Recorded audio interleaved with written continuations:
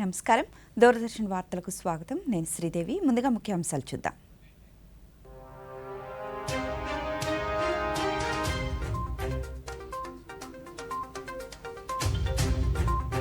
పోలాండ్లో పర్యటిస్తున్న ప్రధాని Kolhapur memorial, jam Saheb మెమోరియల్ను సందర్శించి నివాళులర్పించిన మోదీ. అనకాపల్లి జిల్లా ఫార్మాసేజ్లో ఘోరం. అచ్యుతాపురంలోని ఎసెన్షియా ఫార్మా కంపెనీలో భారీ అగ్ని ప్రమాదం, 17 మంది మృతి. ఫార్మాసేజ్ ప్రమాదంపై ప్రధాని దిగ్భ్రాంతి. మృతుల కుటుంబాలకు ప్రగాఢ సానుభూతి తెలిపిన నరేంద్ర మోదీ. అచ్యుతాపురం ఫార్మాసేజ్ ఘటనపై ముఖ్యమంత్రి ఉన్నత స్థాయి సమీక్ష. నేడు ఘటనా ప్రాంతంలో పర్యటించనున్న నారా చంద్రబాబు నాయుడు. నేటి నుంచి ఉచిత ఇసుకకు ప్రత్యేక విధానం. ఇసుక బుకింగ్, రవాణా ఛార్జీలు మరింత అందుబాటులోకి.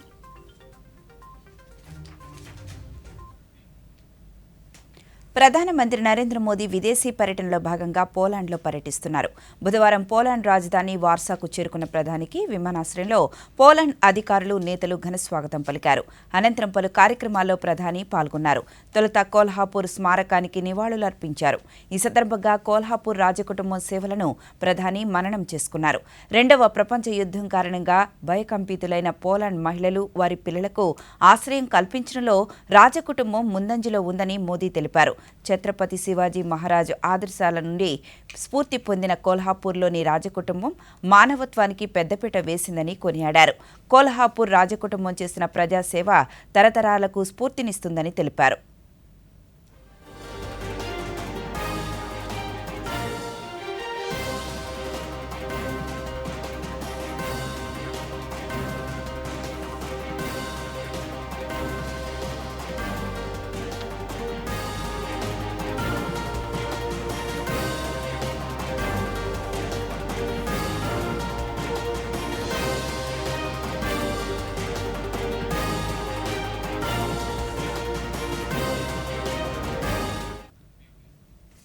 పోలాండ్ పర్యటనలో ఉన్న ప్రధానమంత్రి నరేంద్ర మోదీ ఆదేశ రాజధాని వార్సాలో ఉన్న నవనగర్ స్మారక చిహ్నాన్ని సందర్శించారు. రెండో ప్రపంచ యుద్ధంలో నిరాశ్రయులున్న వారికి ఆవాసం కల్పించి ఆదుకున్న జామ్ సాహెబ్కు నివాళులర్పించారు. జామ్ సాహెబ్ దిగ్విజయ్ సింగ్ జీ, రంజిత్ సింగ్ జడేజా మానవతా సహకారానికి ప్రతీకగా నిలిచారని పేర్కొన్నారు. జామ్ సాహెబ్ వద్ద పుష్పగుచ్చం ఉంచి నివాళులర్పించారు. శాంతియుత ప్రపంచానికి మానవత్వం, కరుణ అనేవి ముఖ్యమైన పునాదులని ప్రధాని పేర్కొన్నారు. నవనగర్ మెమోరియల్ను సందర్శించి నివాళులర్పించినట్టు తెలిపారు. జామ్ సాహెబ్ను పోలాండ్లో డోబ్రీ మహారాజాగా ప్రజలు కీర్తిస్తారని పేర్కొన్నారు. ఈ మేరకు ప్రధానమంత్రి సామాజిక మాధ్యమం ఎక్స్లో పోస్ట్ చేశారు.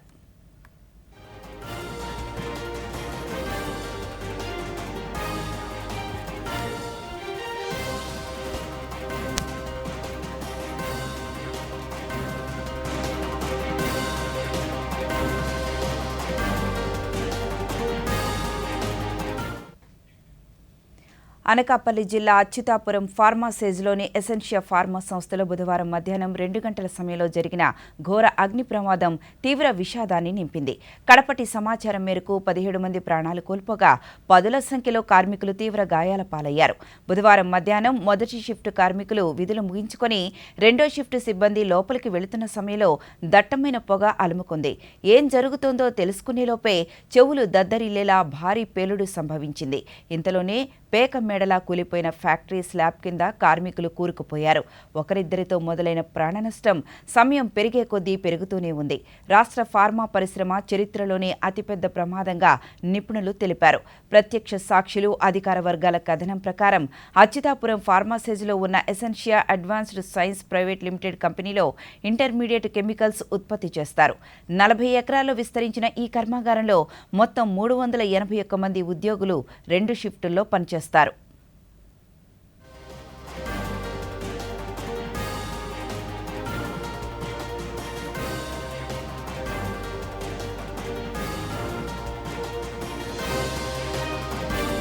బుధవారం మధ్యాహ్నం తొలి షిఫ్ట్ కార్మికులు విధులు ముగించుకొని వెళ్తుండగా దట్టమైన పొగలు కమ్ముకున్నాయి.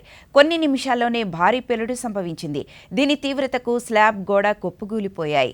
ఒకదాని వెంట మరొకటిగా జరిగిన ఘటనలతో కార్మికులు కకావికలమయ్యారు.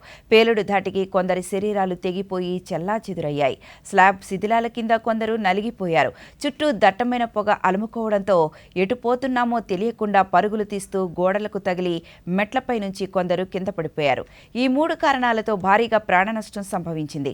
క్షతగాత్రులను అంబులెన్సులు, కర్మాగారం బస్సుల్లో అచ్యుతాపురంలోని వివిధ ప్రైవేట్ ఆసుపత్రులకు తరలించారు. ఘాటైన వాసనలతో కూడిన దట్టమైన పొగ కర్మాగార భవనం మొత్తం ఆక్రమించడంతో సహాయక చర్యలకు అంతరాయం కలిగింది.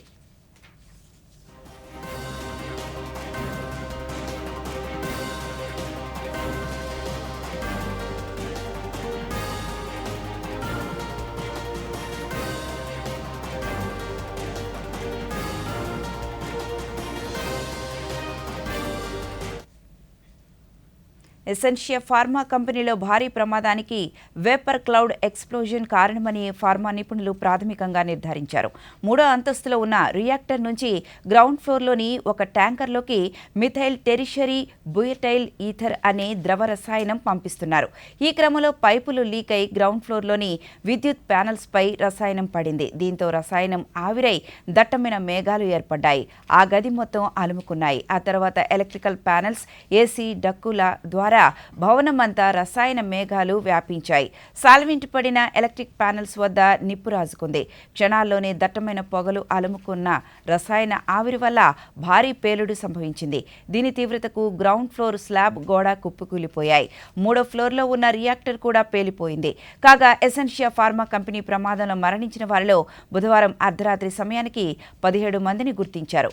సంస్థ AGM associate director Neelapu Ramireddy, senior executive Prashant Hamsa, team leader Mahanti Narayana, senior executive Kopparthi Ganesh Kumari, trainee engineer Challapalli Harika, trainee process engineer Paidi Rajasekhar, senior executive Marisetti Satish, assistant manager Mondi Nagababu, team leader Nageswara Ramachandrarao సహా పలువురిని గుర్తించారు.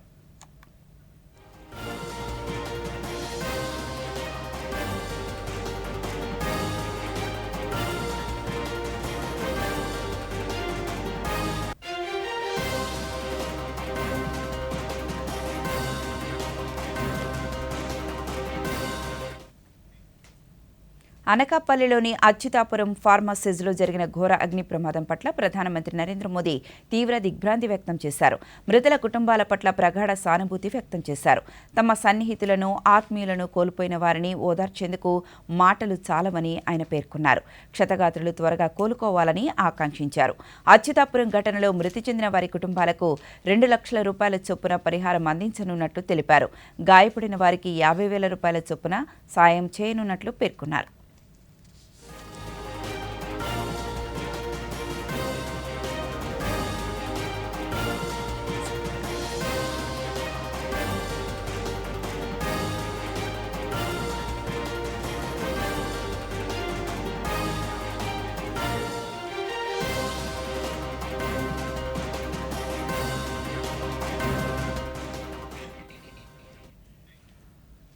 అచ్యుతాపురం ఫార్మసీస్లో జరిగిన ఘోర ప్రమాదంపై ముఖ్యమంత్రి నారా చంద్రబాబు నాయుడు తీవ్ర దిగ్భ్రాంతి వ్యక్తం చేశారు.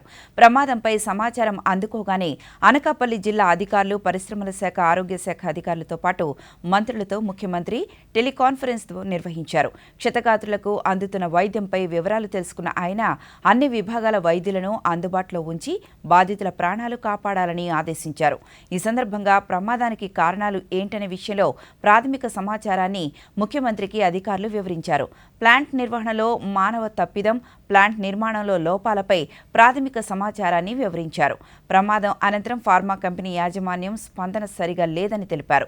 ఈ సందర్భంగా ముఖ్యమంత్రి మాట్లాడుతూ తొలుత బాధితుల ప్రాణాలు కాపాడడంపై దృష్టి పెట్టాలని ఆదేశించారు. ఉన్నత స్థాయి దర్యాప్తు జరిపే నివేదిక ఇవ్వాలని కోరారు. ఇంతమంది ప్రాణాలు కోల్పోవడం తనను తీవ్రంగా కలిచివేసిందని, ప్రతి బాధితుడిని ఆదుకునే బాధ్యత ప్రభుత్వం తీసుకుంటుందని ముఖ్యమంత్రి చంద్రబాబు నాయుడు పేర్కొన్నారు.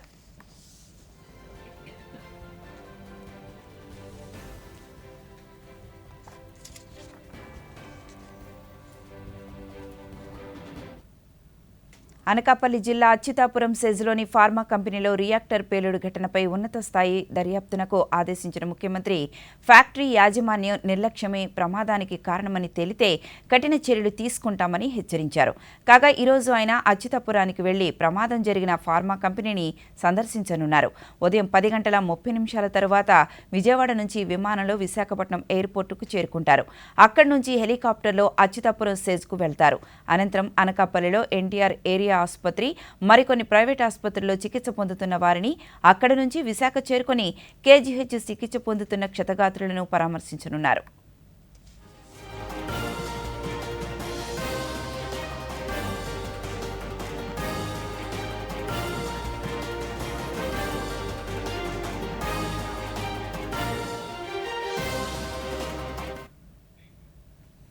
అనకాపల్లి జిల్లా అచ్యుతాపురం ఫార్మా సెజ్లో జరిగిన ఘోర ప్రమాదంపై ఉప ముఖ్యమంత్రి పవన్ కళ్యాణ్ అధికారులతో చర్చించారు.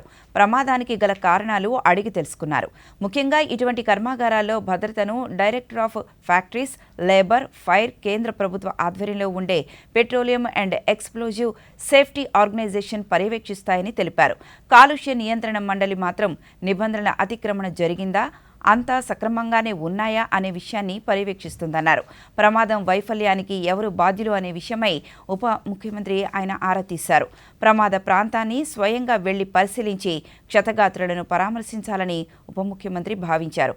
అయితే సహాయక చర్యలకు ఆటంకం కలుగుతుందన్న అధికారుల సూచనతో ఆయన తన ఆలోచనను తాత్కాలికంగా విరమించుకున్నారు. భారీ స్థాయిలో ప్రమాదం జరగడం, 17 మంది ప్రాణాలు కోల్పోవడం, 50 మందికి పైగా తీవ్రంగా గాయపడడం తీవ్రంగా కలిచివేసిందని ఉప ముఖ్యమంత్రి పవన్ కళ్యాణ్ ఆవేదన వ్యక్తం చేశారు. ఉప ముఖ్యమంత్రితో పాటు జిల్లా కలెక్టర్, పరిశ్రమల శాఖ ప్రధాన కార్యదర్శి, కాలుష్య నియంత్రణ మండలి అధికారులు మాట్లాడారు. ఒకే ప్రాంతంలో తరచూ ఇటువంటి ప్రమాద ఘటనలు జరుగుతుండటంతో సేఫ్టీ ఆడిట్ ప్రాముఖ్యతపై అధికారులకు ఆయన పలు సూచనలు చేశారు.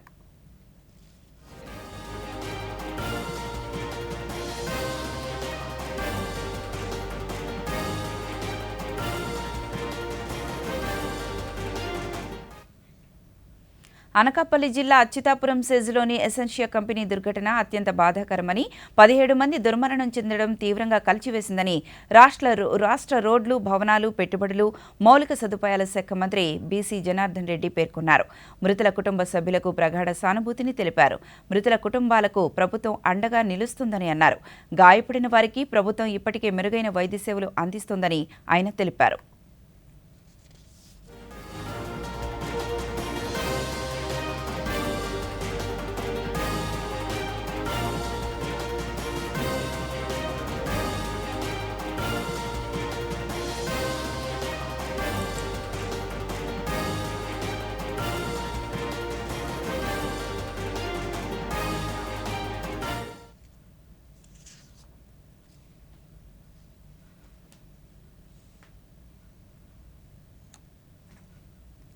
అనకాపల్లి జిల్లా రాంబిల్లి మండలం అచ్యుతాపురం ఫార్మా సెజ్ ప్రమాద ఘటనపై రాష్ట్ర సూక్ష్మ, చిన్న, మధ్యతరహా పరిశ్రమల శాఖ మంత్రి కొండపల్లి శ్రీనివాస్ దిగ్భ్రాంతి వ్యక్తం చేశారు.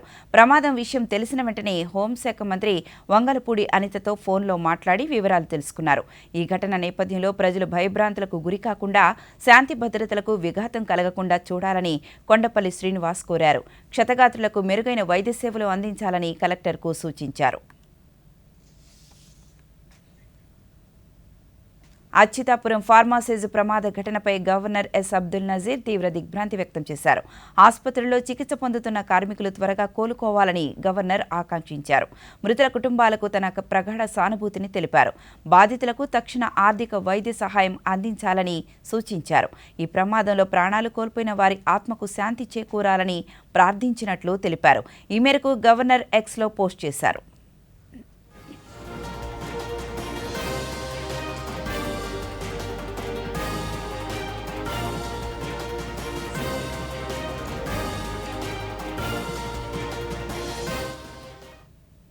రాష్ట్ర ఐటీ, మానవ వనరుల శాఖ మంత్రి నారా లోకేష్ కొత్త ఢిల్లీలో పర్యటిస్తున్నారు.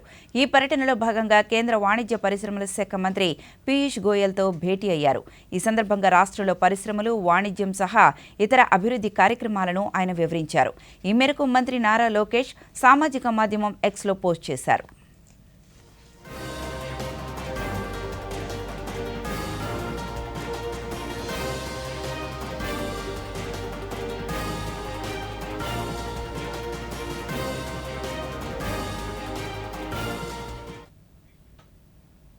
ఇప్పుడు ప్రకటనలో.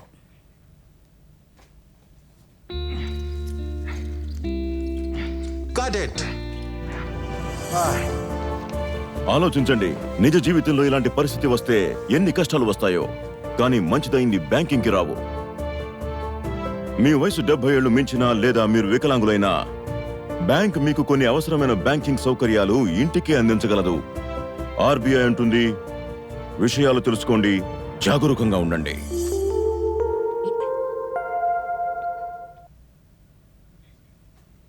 తిరిగి వార్తల్లోకి స్వాగతం.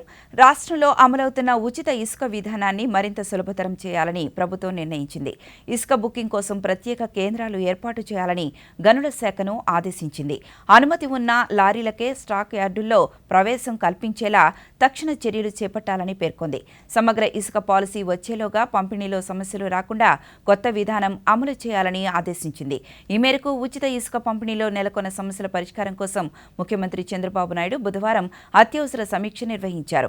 ప్రభుత్వ ప్రధాన కార్యదర్శి నీరబ్ కుమార్ ప్రసాద్, గనుల శాఖ ముఖ్య కార్యదర్శి మీనా, ఇతర అధికారులు పాల్గొన్నారు. ఇసుక పంపిణీలో నెలకొన్న సమస్యలను సత్వరమే పరిష్కరించాలని ముఖ్యమంత్రి సూచించారు. ఇసుక స్టాక్ యార్డుల వద్ద బుకింగ్ చేయడానికి వీల్లేదని, దీనికి ప్రత్యేకంగా కౌంటర్లు, ఆఫీసులు ఏర్పాటు చేయాలని సీఎం చంద్రబాబు నాయుడు ఆదేశించారు. ఉచిత ఇసుక కావలసిన వారు బుకింగ్ ఆఫీసులలో బుక్ చేసుకుని రసీదు తీసుకోవాల్సి ఉంటుంది. అదేవిధంగా రవాణా ఛార్జీలను కూడా కలెక్టర్లు నిర్ణయించాలని ముఖ్యమంత్రి సూచించారు.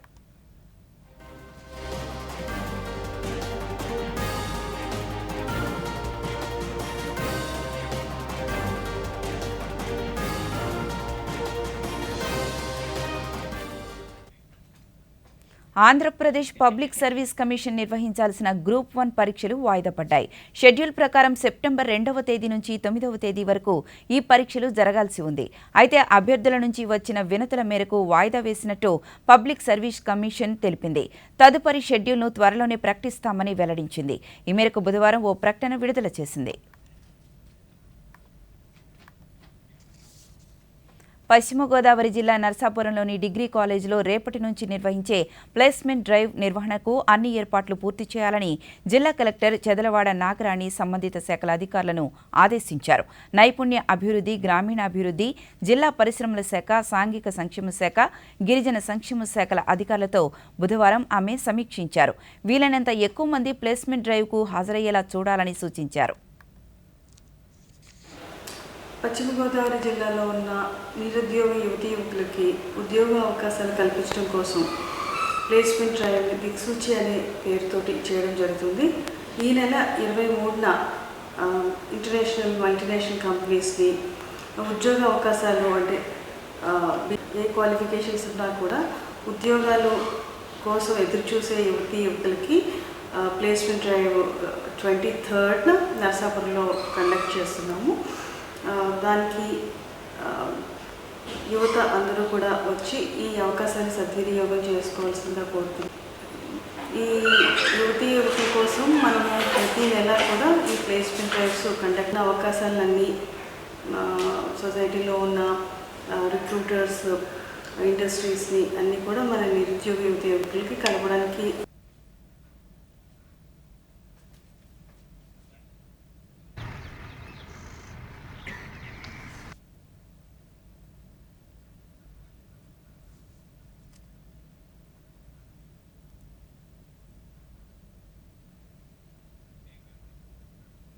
ప్రముఖ సాగునీటి రంగ నిపుణులు, రిటైర్డ్ అధికారి కన్నయ్య నాయుడిని ముఖ్యమంత్రి నారా చంద్రబాబు నాయుడు సన్మానించారు. వెలగపూడిలోని రాష్ట్ర సచివాలయంలో కన్నయ్య నాయుడికి ముఖ్యమంత్రి శాలువా కప్పి జ్ఞాపికను అందించి అభినందించారు. వరద పోటుతో ఇటీవల తుంగభద్ర జలాశయ 19వ గేటు కొట్టుకుపోయింది. విషయం తెలుసుకున్న ముఖ్యమంత్రి చంద్రబాబు సమస్యను పరిష్కరించేందుకు కన్నయ్య నాయుడికి ఫోన్ చేసి అక్కడకు వెళ్లాలని కోరారు. పరిస్థితిని గాడిన పెట్టేందుకు ఎంతో శ్రమించిన కన్నయ్య నాయుడు వరద ప్రవాహం ఉధృతంగా కొనసాగుతున్న సమయంలోనే ఏపీ, కర్ణాటక అధికారుల సహకారంతో స్టాఫ్లాక్ గేటు విజయవంతంగా అమర్చారు. దీంతో సుమారు 30 టీఎంసీల నీరు వృధా కాకుండా అడ్డుకోగలిగారు. ఈ నేపథ్యంలో చంద్రబాబు నాయుడు నేడు కన్నయ్య నాయుడిని ప్రత్యేకంగా పిలిపించుకొని మాట్లాడారు. ప్రాజెక్టులో నీరు ఉండగానే స్టాప్ లాక్ గేట్ అమర్చి నీరు వృధా కాకుండా రైతాంగానికి ఎంతో మేలు చేశారని ధన్యవాదాలు తెలిపారు. రాష్ట్ర రైతాంగం తరపున కన్నయ్య నాయుడికి సీఎం చంద్రబాబు కృతజ్ఞతలు తెలియజేశారు. ఈ కార్యక్రమంలో జలవనరుల శాఖ మంత్రి నిమ్మల రామానాయుడు తదితరులు పాల్గొన్నారు.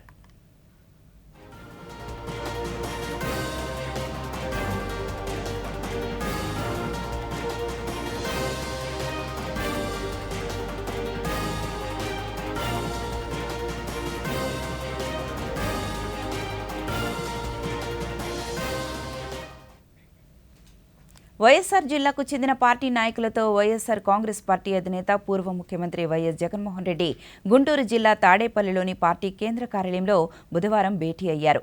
తొలుత దివంగత డాక్టర్ వైఎస్ రాజశేఖర రెడ్డి విగ్రహానికి పూలమాల వేసి ఘన నివాళులర్పించారు. అనంతరం వైఎస్ఆర్ అన్నమయ్య జిల్లాల పార్టీ అధ్యక్షులుగా ఎవరిని నియమించాలన్న అంశంపై నేతలతో చర్చలు జరిపారు.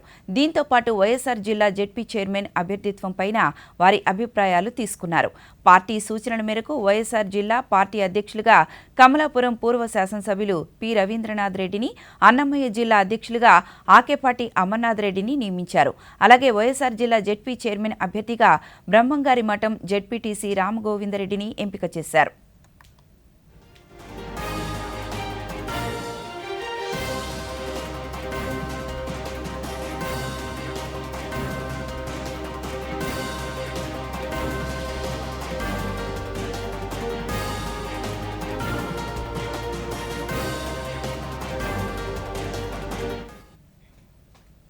తెలుగుదేశం పార్టీ అధినేత ముఖ్యమంత్రి నారా చంద్రబాబు నాయుడు ఇంటిపై 2 ఏళ్ల కిందట దాడి చేసిన ఘటనలో విచారణ నిమిత్తం పూర్వ మంత్రి వైఎస్ఆర్సీపీ సీనియర్ నేత జోగి రమేష్ గుంటూరు జిల్లా మంగళగిరి గ్రామీణ పోలీస్ స్టేషన్కు హాజరయ్యారు. ఫోన్, సిమ్ కార్డులను ఇవ్వాలనే విషయంలో మంగళవారం విచారణకు తన లాయర్లను జోగి రమేష్ పంపారు. ఇదే విషయమై బుధవారం మంగళగిరి రూరల్ సర్కిల్ కార్యాలయానికి మాజీ మంత్రి జోగి రమేష్ విచారణకు హాజరయ్యారు. జోగి రమేష్తో పాటు మాజీ ఏఏజీ పొన్నవోలు సుధాకర్, మాజీ AP fibre chairman Punuru Gautam Reddy, Jogi lawyer శర్మలతో పాటు పలువురు వైసీపీ నేతలు కూడా ఉన్నారు. మంగళగిరి డీఎస్పీ కార్యాలయంలో మాజీ మంత్రి జోగి రమేష్ విచారణ అనంతరం మంగళగిరి డీఎస్పీ మురళీకృష్ణ మాట్లాడుతూ మాజీ మంత్రి జోగి రమేష్ విచారణకు ఏమాత్రం సహకరించడం లేదని పేర్కొన్నారు. తాము అడిగిన ప్రశ్నలకు సరైన సమాధానం ఇవ్వడం లేదన్నారు. సమాచారం గురించి ప్రశ్నించగా అతను మాకు అవసరమైనటువంటి మా కేసు దర్యాప్తుకి కావలసినటువంటి సమాచారం అతను మాకు ఇవ్వలేదు. కాబట్టి మళ్ళా కేసులో అతన్ని అవసరమైతే మళ్ళా పిలుస్తామని చెప్పడం జరిగింది. అతను ఇచ్చినటువంటి సమాచారం మాకు సాటిస్ఫై కాలేదు. అతను హైకోర్టు జడ్జిమెంట్ ఏదో తీసుకొచ్చాడు. అయితే మేము మాకున్నటువంటి అధికారం ప్రకారం 94 BNSS ఇది కొత్త చట్టం. BNSS ప్రకారం మేము ఏ వ్యక్తినైనా సరే మాకు కావలసినటువంటి డాక్యుమెంట్స్ కానీ ఎలక్ట్రానిక్ డివైస్ను కానీ అడిగే అధికారం పోలీస్ అధికారికి చట్టం కల్పించింది. ఆ చట్ట ప్రకారం కొంత సుప్రీంకోర్టు వ్యాఖ్యలతో ఇప్పటికైనా పూర్వ ముఖ్యమంత్రి వైఎస్ జగన్మోహన్ రెడ్డి కళ్లు తెరవాలని మాజీ మంత్రి టీడీపీ నేత కేఎస్ జవహర్ అన్నారు. గుంటూరు జిల్లా మంగళగిరిలోని టీడీపీ కేంద్ర కార్యాలయంలో మాట్లాడుతూ అవసరాల కోసం తమను వాడుకోవద్దని సుప్రీంకోర్టు జగన్మోహన్ రెడ్డిని ఉద్దేశించి చేసిన వ్యాఖ్యలు నిజమేనని అన్నారు.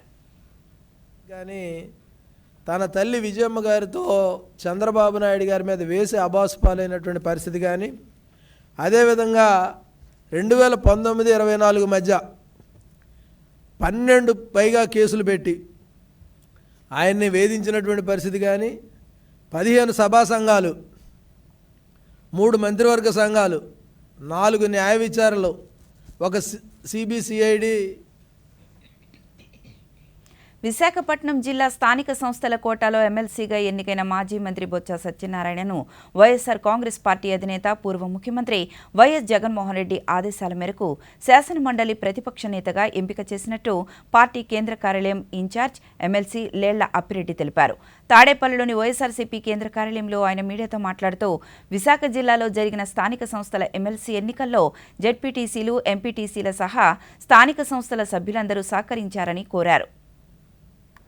హృదయపూర్వకమైనటువంటి అభినందనలు తెలియజేస్తా ఉన్నా.